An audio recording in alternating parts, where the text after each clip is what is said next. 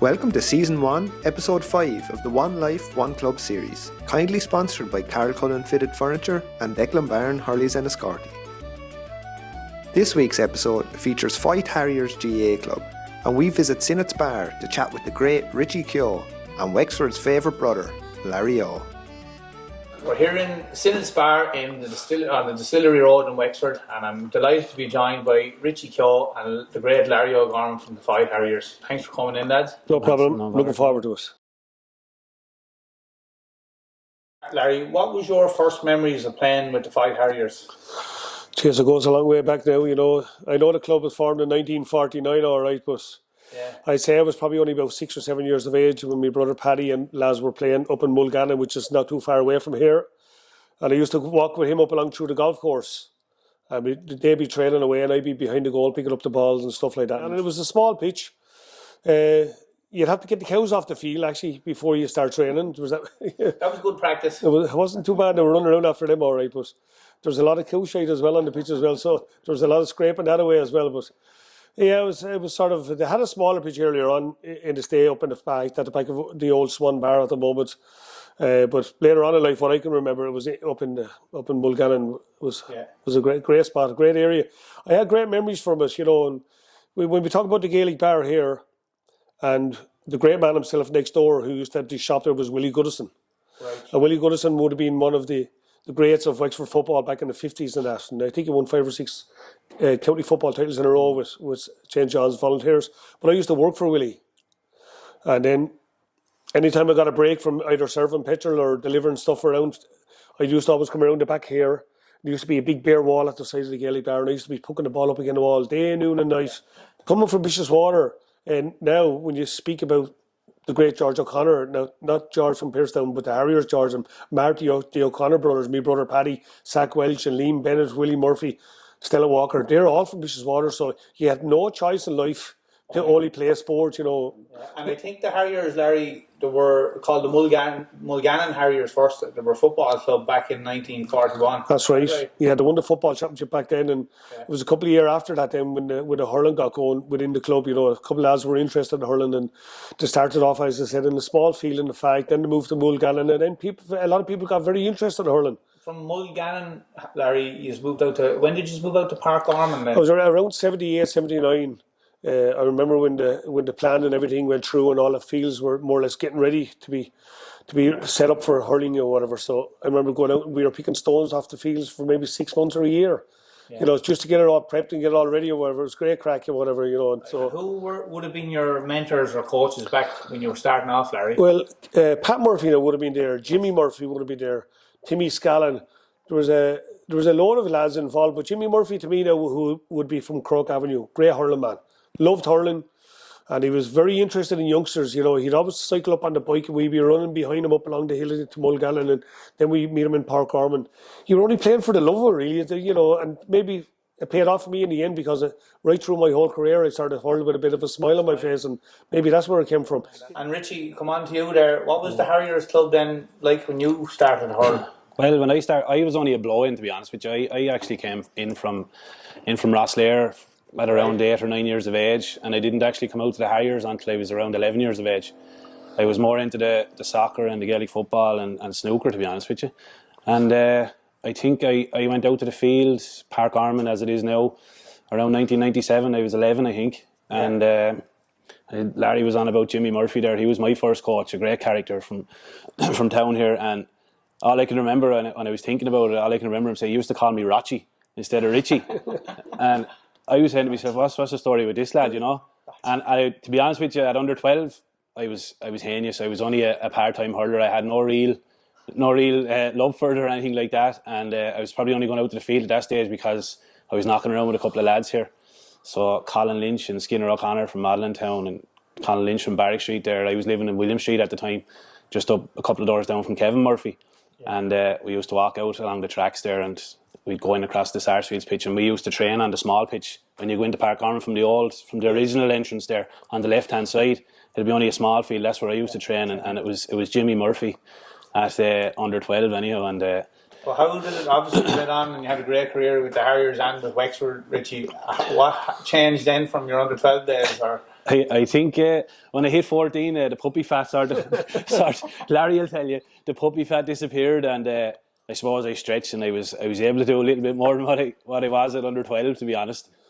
I would have had Paul Brown over me, John Hayes at Davert Road, and I would have had Brendan Corish from Brendan Corish Gardens. They were my 3 coaches under 14. There, I was looking up a few things about you, but you said your hurling hero was Larry O'Gorman. Yeah, just after the county final, I would have been I'd been waiting on the sideline to get in for a run there with the boys.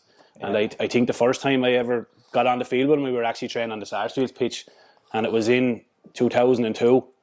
And I remember Joe Cairns hit me a good old belt, but we were only chaps. I was only 15 maybe, or 16 maybe, and we were reaching to get in, but Joe hit me a slap there, and I remember Larry just running by me laughing, just telling me to get up, and John Harrington would come over and say, I'll sort him out for you know what I mean? Larry's talking about Bishop's Water. I would have hung around Bishop's Water from around the age of 14 with all my mates, and sure, he'd be playing hurling up again. He's wall there in the Nook, again his mother and father's wall there in the Nook, and sure, everything was Larry O back then, and sure he's a hero to us. Yeah, and Larry, who would your hurling hero be, say, when you were growing up? The likes of Willie Murphy, was a great character. Liam Bennett, who to me was a stalwart within the club. I always looked up to him, and he was always involved with the Harriers for a number of years. And then Big George, I suppose. Big George to me was my daddy in terms of hurling. Win, lose or draw, we'd always come back to the Gaelic. You get a few points, and he'd be telling you up at the counter where he went wrong and where to improve and stuff like that. So Willie Murphy was a real household name as well, with Ned Boogie, of course. I remember Heffo playing there for a couple of years, and then. Start with you, Richie. Your standout moments for your club career, first of all, I suppose, with the Harriers. What would they be? Standout moments, I presume. I would say 2000 we won the juvenile. We bet Geraldine O'Hanrahan's, I think, in Belfield. I was still under 14, but as Larry was saying, I hung around with all the boys there from Bishop's Water. There was 6 or 7 of us there. It would have been Philly Cullen, Barry Welch, Nicky's son from Bishop's Water, Damien Roach. Yeah. They're still around, knocking around junior there. Robbie Maguire, he didn't progress, but he was a brilliant hurler at the time. Brendan Mulligan. Yeah, he's probably the only other one that's still hurling. But had you any other standout moments? I did. The 2012 county final again, Owlert. I suppose I was in the park the day the boys won it 2001. I was down here in the Gaelic with Joe. You wouldn't remember me, but I was up there in that corner. I thought that was a great day. The whole build up to it, the whole buzz around the place, and the amount of people that you didn't know were involved in the club just came out of nowhere, and just so happy to see in the final. And we were up against a savage team, all right, but probably for the first time in our adult career that we actually did what we could do, but just didn't get over the line. And you probably have to hold your hands up. You have to hold up your hands and say that Owlert at the time were a juggernaut, you know what I mean? They were wiping everybody out. Yeah. And Larry, your club career as well, what would your standout moment be? Well, of course, Richie talked about the 2001 county final, but I think the whole year in general, there was a great buzz about it. For some reason, it sort of rolls me back to 96 maybe, when Liam Griffin came in and took over the county team. The whole momentum was going in our favour, and everything was going right. And 2001, I think we got off to a great start as well, and there was a great buzz about it. The training was good, everything was positive, and we had some serious hurlers on that team as well. So, it was great, that occasion, after playing with them through under 14, juvenile, minor and under 21, winning titles, of course, as I said, against the Rapparees would have been our biggest rivalries, so it kept us a tough group as well, and Rapparees were always tough anyway, so there was a great explosion every time both teams made or whatever. But to go on then to win a senior title, was sort of just a dream come true in terms of club or whatever. But I still remember winning underage county titles, and I remember we went out to Dixie's after winning the minor one year. There's a pub down on the quay, and Joe Cairns didn't really drink much then. He had a few drinks, but he didn't drink too much anyway. But Joe said he was drinking Lucasade, and he said he had to try and sober up, but we were putting whiskey into his Lucasade. And about 2 hours later, Joe was asleep on the sofa. He was drunk as Ballyan, whatever the whole house. So, but all them funny things that we had. And I remember we won the minor in New Ross, that was another funny one as well. John Kersey was a great character within the club as well, and we were after beating the Rapparees in Ross, and we were coming out the road, and it was a great celebrations, and beat John Kersey. He was a great character within the club, and I remember he had the cup and he wouldn't let no one have the cup, even though he was 10, 15 years older than us. He just wanted the cup. He was delighted. He was that proud of himself to have the cup. And we got on the bus anyway, and he stood up on the back of the bus and he had us singing, and he went like that to lift the cup, and he put it out through the skylight of the roof. Smashed the roof. Larry, who are the best players that you've ever played within the Harriers? How about club first? Well, growing up along, as I said, I probably started off playing with a little bit with Shamey O'Connor, Marty O'Connor, Miles O'Connor, George O'Connor. You know, my brother Paddy was sort of just at the tail end of it. Brendan Murphy was there. I was very young when I came into the senior setup or whatever. So to me, there was only one character who had a never say die attitude on his sleeve, and that was definitely John Harrington. There was no question about it. You know, he mightn't have been the most skillful hurler in the world, but he had a heart of a lion. You know, and we had great times training. He always drove lads on. He never gave up, and he was also a great man and a great character off the field. You know, if you come into the pub and have a few drinks with him, you'd have such a great laugh with him, or whatever. So I was very attached to John. And Colin Keelan was another great character.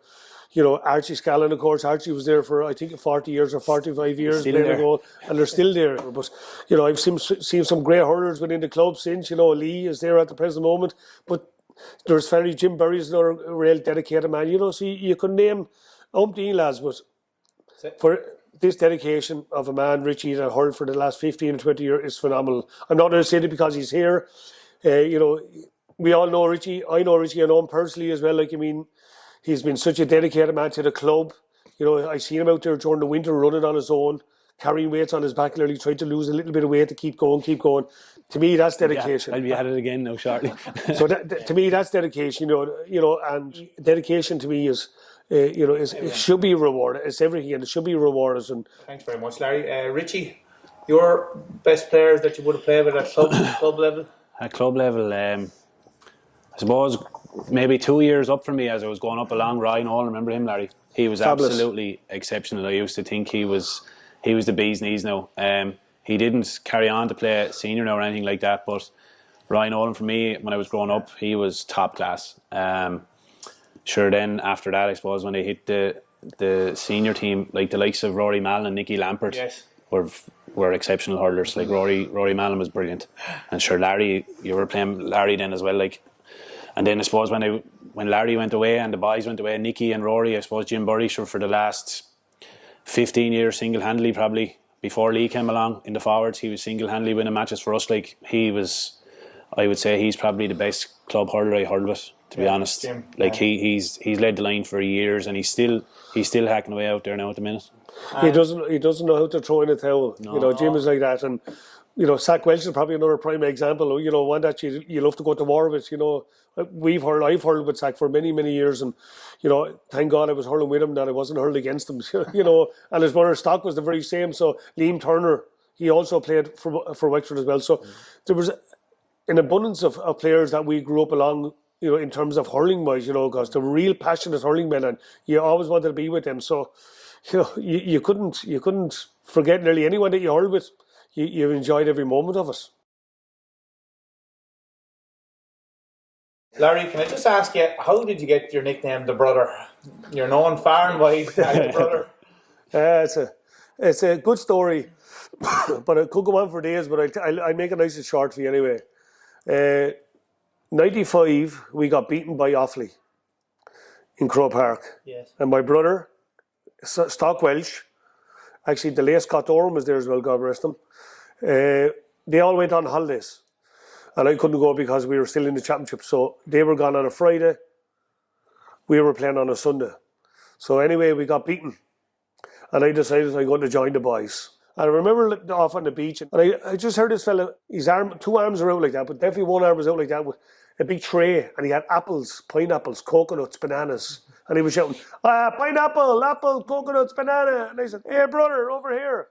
So this guy walked up through the crowd, sat down with us, and we were eating away on the fruit and all that. And I said, hey, thanks brother, hey, you my brother. So the two of us were just having a bit of a banter. And every day, he used to come by us every day, we buy the fruit off him. And same thing. Hello, my friend, my brother. With no one else. He only did it with me because I called him brother. So it just kicked off from there or whatever the whole lot. And it just stuck with me every time I went away to someone. I said, "Hey, brother, pint of Guinness, please," or this and that, the whole lot. But when we came back training, the first night we went training, Liam Griffin was there, of course, the whole lot, and we were getting training. Liam goes, "Come on, lads, get out. Come on, Larry, come on. All right, brother. What? All right, brother. What do you mean, brother? Sorry, brother." So it just sort of kicked in from there, and I just started calling everyone brother after that. Then, and it's a great thing as well, because if someone say hello to you and you don't know their name, you just say, "All right, brother." No, you get away with it that way, but. Richie, can I ask you about some of the jokers or characters that are around the Faythe Harriers club? Yeah, well, sure. The first one that comes to mind was Jimmy Murphy when I first started off, purely because he could say anything. He could do anything. You know, he was a great character, and I suppose, he used to always call me Rucci, so that's why it stuck with me. After that, then, sure, like the ever-present is Kevin Murphy. Like, what a character. You know, growing up, sure, he was bringing the hurling balls, he's bringing jerseys at every match out in the field every night of the week. He's still out there the odd bit now, and telling jokes and jeering lads, and great man for the sucky sweets as well. He'd be going out onto the field, he'd have the hand in the pocket and he'd give you a sucky sweet, or someone would be calling for wanting a bit of rosin for the hands when they're wet and all, and Kevin would have it in the pocket, or black tape for the hurl, and he'd have it, and he'd always be saying like, or if I haven't got it cut, no one have it. I haven't got it, and I have it, no one have it, and all this crack. God, jeez, he's a great character, still is. Like John Borgen was a great character when we were underage there. Jason Spot Murphy was a great character, and sure, ever present on the team now again. Sure, you'd have to go back to Jim. Sure, he's the centre of everything. You know, he's constantly jeering. He'd never leave you alone. He's not able to take a whole lot of jeering now, but he's a good man to give it out. But I'd say those lads now would have been, you know, the main characters around for over the years. Your time, Larry, who would have been? There was dozens of characters back in our day. You know, Harriers would have had a great following by a group of maybe 7 or 8 fellas that always stuck out to me, because whether it was on a bus or back in the pub or at training, these characters used to always go and watch the lads play and train or whatever. And Packy Hayden would have been a great character, a small little lad, the contrariest man you'd ever meet in your life. Great character. And, you know, after all the matches or whatever, when you win, you come down, you have a few drinks, you'd be up on the stool, up on the table, singing, "It's Packy, Hayden, that's my lackey in the store." He had a great song. We could all sing to the song as well or whatever. So he was a great character. But tell you what, you know, he'd hate you. That's the truth. He'd fucking hate you. And then we had the likes of Boogie Woogie Woogie, who was a great follower of Ned Boogie, of course. Tom Ryan, who only passed away there a while ago. You know, he was another great Harrier. You know, he'd go to all the matches now, a little bit loud at times and got into a bit of trouble or whatever, but a great character. He loved the Harriers. He was so proud of, you know, going around with the old Harrier scarf and all on him. But, you know, so fellas like that now, and if every club in the country had a fella like Kevin Murphy, they'd be doing absolutely wonderful, because he's not only a great character, he's a great ambassador for the club, you know. Even growing up as a kid, I remember coming back after one of the matches, and we sat up on the wall in the Faythe school. That's where we are, in the Faythe. We used to wait up there to get the bus to go to matches, and the bus would drop us back there. Some lads were probably lucky. They might have a few pence in their pocket, and there used to be a chipper in the Faythe, O'Connor's chipper now. And, you know, some lads would be able to go in and get a bag of chips, which wasn't expensive back then, and of course, maybe a sausage and a risol, but I wouldn't have the money to get it anyway. But I'd wait for the lads. Some lads would be kind of cheer out chip or something with you. But Kevin used to always come over. He'd always give you 50 pence. He'd always hand me 50 pence. He says, "Go on," he says, "you're not going to be left out," he says. And I used to be delighted then go over and get a chip. And I'd always remember that from Kevin. And a lovely man, a very encouraging man. And even when he was a selector, when he was involved, as Richie would say, always encourage you. Never a bad word to say about anyone or that like that. But he's still going out selling 100 tickets, 100 buckets of tickets a week for the club. He's still up and down the town every day, like, you know. And that kind of brings us on to the unsung heroes of the club. So I presume Kevin would be one of them. Like, without a doubt. Spade work, keeping the club going, selling tickets. You know, there's other people I presume as well in the club. Who would they be, Richie? Well, straight away, William Murphy springs to mind for me. Like, as long as I'm hurling, Willie Murphy's been there doing everything. He's still lining out the pitch out there. He's at every committee meeting. He's brought young lads to county trials up and down the country, wherever. There's lads never stuck for lifts. He's at every match. He's writing out the team sheet every day of the week for all grades nearly. Him and Kevin would be the two that stand out for me, definitely within the club. Yeah. Larry, have you any more to add to that? Yeah, when Richie spoke about Kevin, and I spoke about William as well as another special man within the club as well. Very passionate, dedicated. He's the son of Pat Murphy, who was Pat would have been way back in his day as well. Now he was sort of the backbone to the Harriers, and where people might have had a doubt about the club continuing, Pat Murphy would be the one that really got the thing going or whatever. And I never forget, he was so in love with Park Ormond when he was the main man behind the Park Ormond, with other people in the background helping him out as well. But it was his dream to get a new club up and running or whatever. So Pat definitely was the one that sort of got the ball rolling there, and he loved it for year in, year out. So William has continued on his father's duties without a shadow of a doubt, and he's a very passionate club man as well. So there's many lads. Zach Welch is another man, great club man, great hurler, still involved, selector, been involved. And if you ever asked him to shift a telegraph pole or do something within the club, he'd be the first out there. So there's many lads within the club, and clubs need people like that, and all voluntary work needs to be done. And you can see at the moment, with our new clubhouse out there at the moment and all the hard work that went into it, all the fundraising and stuff like that. So we're sort of blessed in a way now. The last 10 years have been a massive shift within the Harriers club. In terms of women, I can definitely look back to my day when I had the chairman at the moment, Nicky Keelan. His mother was a great club woman. Yes. Fantastic club woman. She was Kevin's sister as well, so she was very passionate about the club as well. The camogie scene at the moment, we still have Sinead Goff, with camogie, and it was going very well. So 10-15 years ago, they would have been a great part of the whole setup within the club. And so there's the backbone, and then we have women that are on the committees. We have Therese Doyle, we have Susan Clancy, another lovely woman, fantastic baker as well. She bakes lovely cakes and whatever. So down through the whole career of my career, there was fellas that are no longer with us that would have played hurling within the club. And we talked about the great Liam Bennett and fellas like that. Fellas like that are missed. Terribly within the club, and of course there's other people that have passed away down through the years within the club as well. We send our appreciation to them and their families or whatever. Sorry, I'd also like to say a special thanks to the Harriers committee out there. It's probably the most important part of the club, really, the way how much is running, the way it's running. We have the chairman Nicky, we spoke about William Murphy. There's Sean Myler there as well. There's Michael Fortune, and we've Andy Doyle as well. There's a massive effort that goes into the club. The Lotto is a big success with the club as well. So, the whole club in general is in a great position. But we all have to work together. And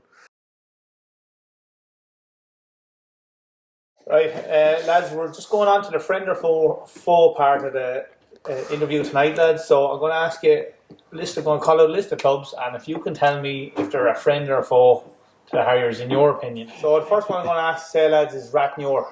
Yeah, to me would be a friend. I never have too many fallouts with anyone within the Rathmuir setup down the years.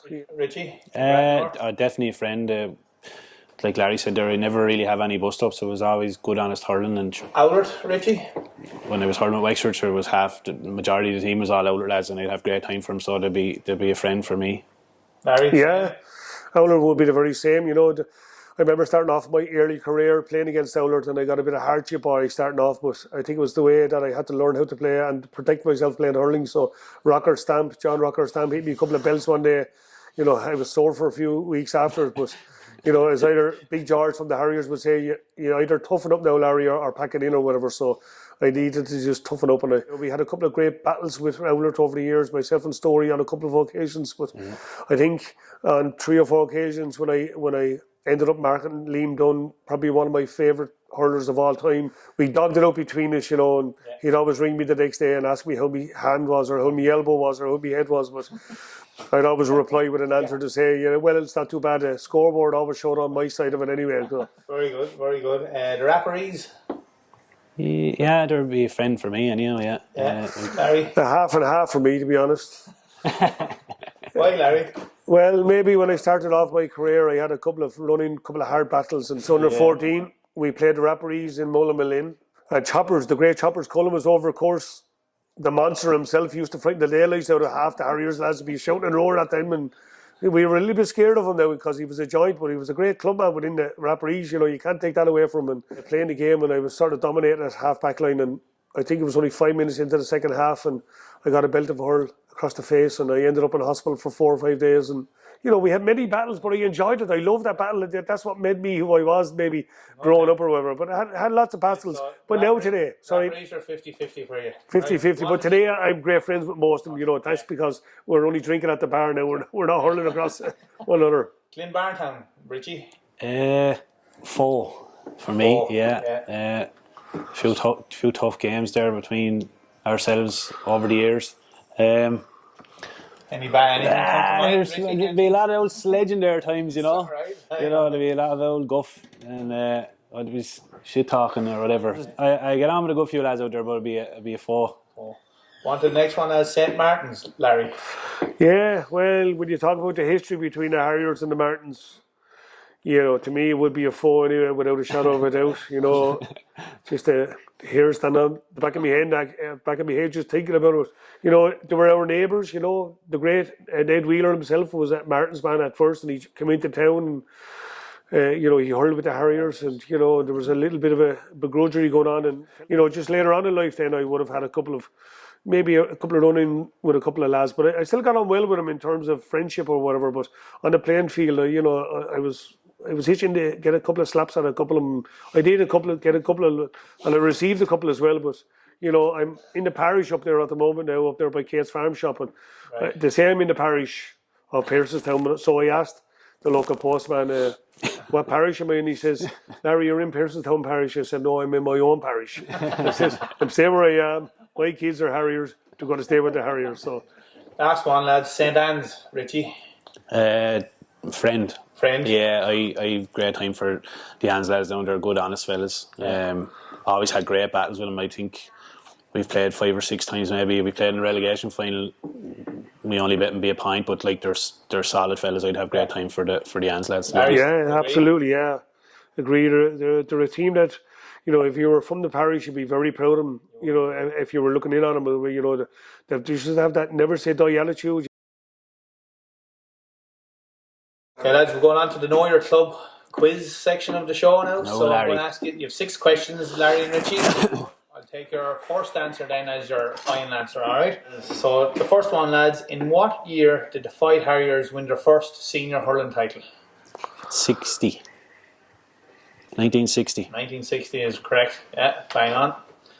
First one off the mark. Do you know that, Larry? Yes. Well, I was just going to phone a friend if that's all right. Is that allowed? Number 2. Who was the Harriers' top scorer in the 2012 county final defeat to Oulart? Was it Kevin Gore? It was. Yeah. 5 points from play. 5 points from play. Yeah. In 2001, when you won the county title, Larry, who was the Harriers' team sponsor? Let me see now. Wasn't Distillery Bar? 2001. It's on your jersey. Jeez, No. you know, Larry? Distillery Bar. No, lads, it was Wexford Auto Factors. Oh, Yes. Seamus Cullimer. Yeah. You want to do that again? Fourth one, lads, is who captained the Faythe Harriers under 14 team to the All Ireland Faythe back in 2016? Killian Boggin. Final answer? Yeah. Ian Boggin is correct. Who captained the Harriers to victory over Buffers Alley in the 1981 county final? Walker, Stella. Stella Walker. Correct. 4 out of 5. Last one, lads. How many All-Stars have Faythe Harriers players won? 4. Sorry. Yeah. Lee correct. Chin. Lee Chin. Lee, Yes. yourself. Larry Ned O, Buggy. 96. Willie Murphy. And Larry O. And Larry O. 4 years, lads. Well done. We're the only club that has the most All-Stars. In Wexford. Yeah, in Wexford. Yeah. Individual All-Stars. Individual. Okay, right. So, No other club has 4 nominations. right. So that's There you go. lads. Put So, that in your pipe and smoke it. 5 out of 6.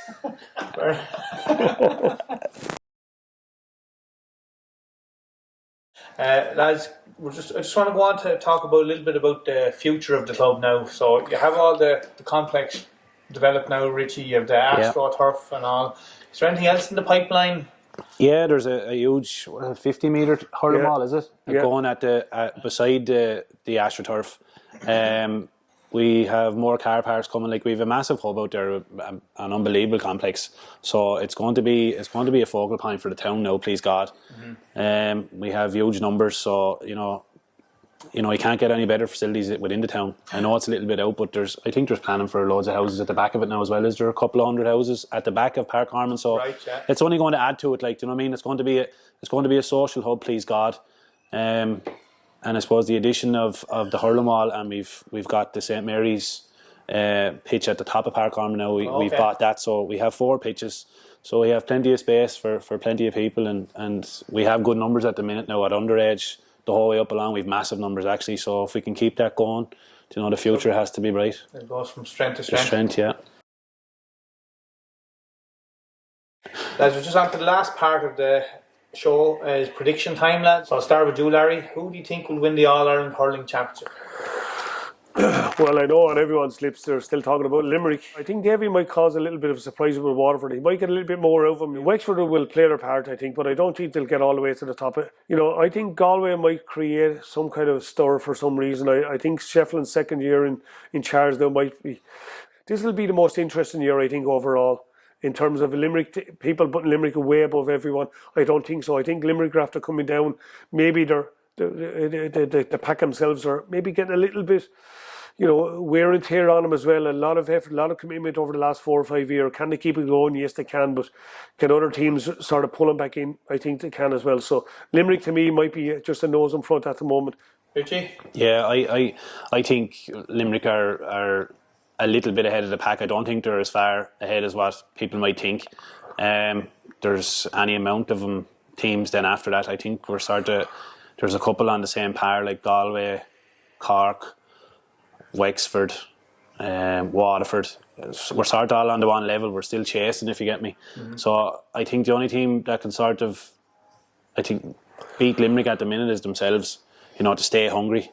It's a huge task. And after that, then you can really stick a pin in it. I think everyone has just as good a chances as each other. All-Ireland football champions, Larry?